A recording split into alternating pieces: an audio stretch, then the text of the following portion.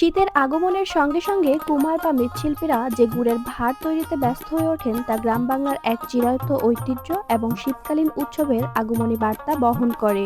শীতকালে খেজুরের গাছ থেকে সুস্বাদু রস সংগ্রহ করা হয়, যা থেকে তৈরি করা হয় নলেন গুড় ও পাটালি। এই রস ও গুড় সংরক্ষণের জন্য বড় আকারের মাটির পাত্র বা ভাঁড়ের প্রয়োজন হয়। গাছেরা শীতের শুরুতেই খেজুর গাছ প্রস্তুত করেন এবং একই সাথে তাদের রস ও গুড় রাখার জন্য প্রচুর পরিমাণে নতুন ভাঁড়ের প্রয়োজন হয়।